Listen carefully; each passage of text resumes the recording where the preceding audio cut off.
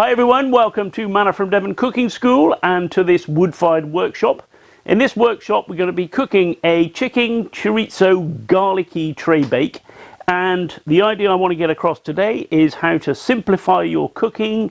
It's going to be a one pot or one pan dish, and it's all about having the food prepared and the oven set up and ready to go, and then everything else is just simple.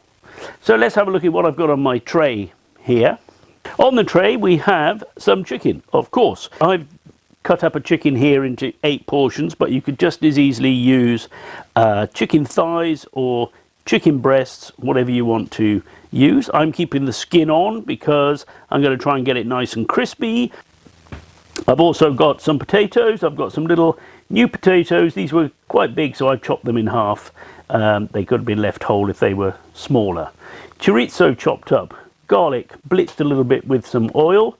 I'm using some ancho chili flakes, nice and smoky and deep flavoured. Muti tomatoes here, already chopped and blitzed up, nice and sweet. A mix of onions and shallots, because that's what I had in my onion basket this morning. Some cherry tomatoes, little splash of wine. I've got some olive oil, some fresh thyme and some salt and pepper. Everything I need ready to hand. We have a little look at the oven. I've got what I think of as my super flexible oven. So the floor is nicely heated up, sitting at about 300 degrees here. The whole of the oven is hot, and I've got a bed of embers, or a little fire actually, over on one side behind a fire retainer. And if I make the fire up, I can have a super hot oven in 5 minutes. If I let the oven die down, I've got a relatively gentle roasting oven in 5 minutes.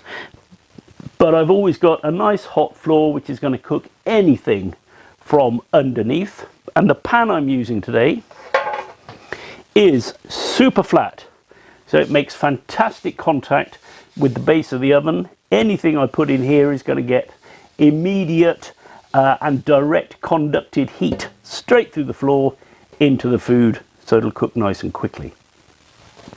If I was doing this down the garden in the Alpha, in the steel oven, I'd still make sure the floor was nice and hot, and then my fire is super flexible, so I can make it up quickly or I can let it die down quickly depending on how I want to cook, and we're going to be using both of those techniques today. First thing we need to do for this dish is get the pan heated up, so I'm going to slide this in, get that heat into it from the floor.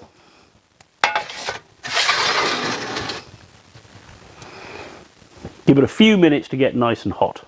My oven here, with that fire going nicely over there, in the centre of the oven is really a nice solid 2-3 Mississippi.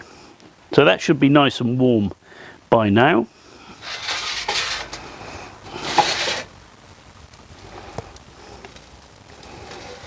And I can see from the oil that it is nice and hot. And from the way those onions go in with a little sizzle.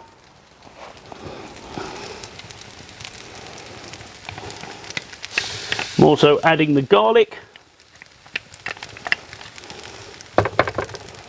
I've got quite a lot of garlic here.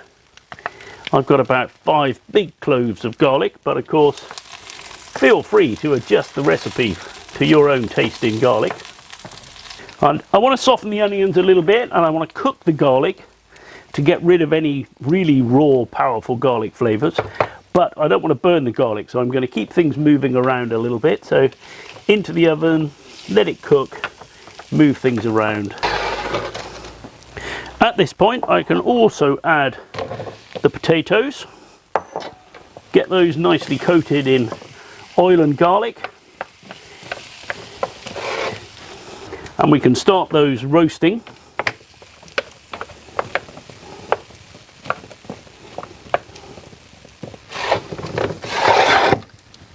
And I'm going to add a little bit more wood, so I keep the fire burning so I can always hear a nice sizzle. The wood I'm using today, as you can see, just by the fire, I've got all of these little bits of wood cut up, ready to go, so I can keep the fire burning at a nice constant rate, and they'll burn quickly and cleanly.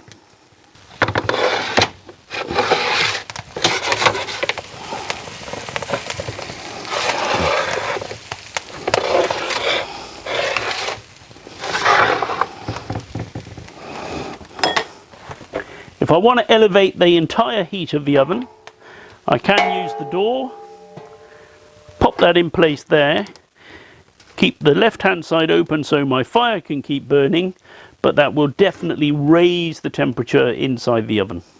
What I like about this kind of cooking is that all the preparation is done in advance. So I can preheat my oven, it's not going to go cold. Even if I leave it for a couple of hours, the floor's still not going to go cold, it's kind of preheated. I just have to give it a little bit of boost.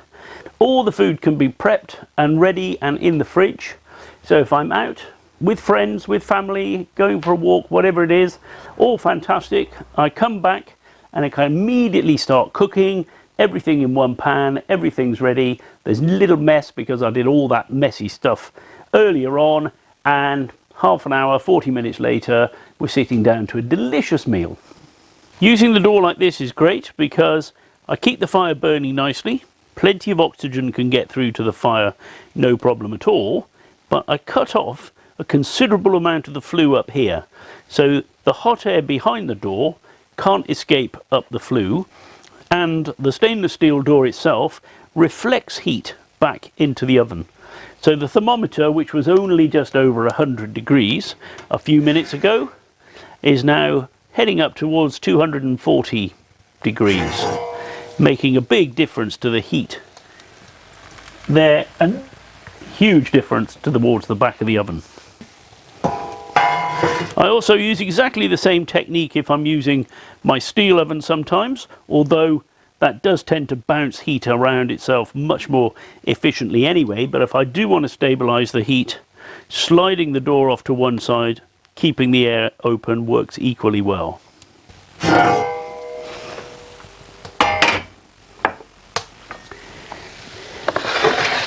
My onions are softened, my potatoes have got a little bit of colour, it smells wonderfully garlicky because I've been cooking the garlic. So now we can move on to the next stage, which is, first of all, to throw in some wine.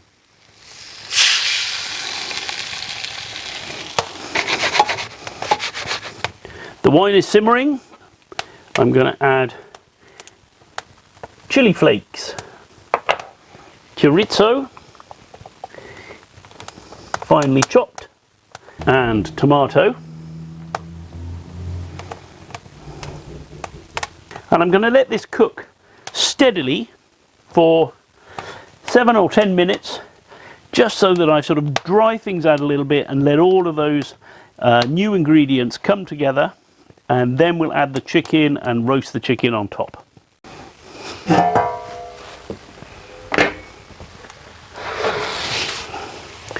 This is now looking nice and dry and sticky a little bit.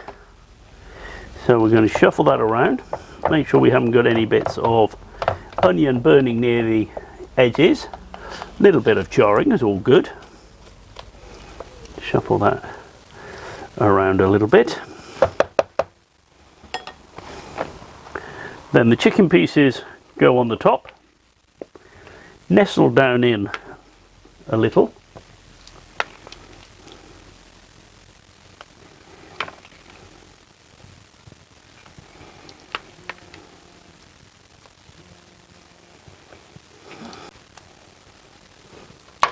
In amongst all of that, I'm going to nestle some thyme.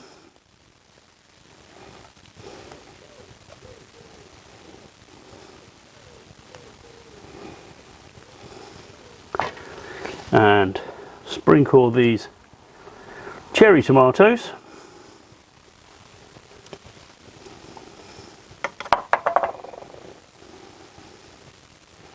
Trying to keep the skin of the chicken exposed so that I can brown it and crisp it up a little bit.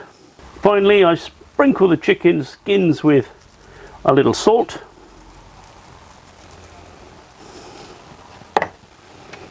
Olive oil on each of those.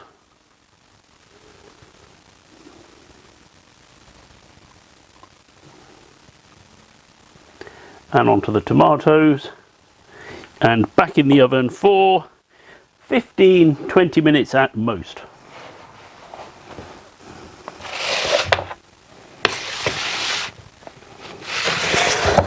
I'm going to keep a small fire burning so that we have a little bit of heat over the top to give them some colour, and I'll adjust that as we go. If I think they're colouring too quickly, we'll let it die down. If we're not getting enough colour, we'll add a little bit more. I'm going to use this trick again of placing the door just there so that we keep the fire burning but concentrate the heat behind the door.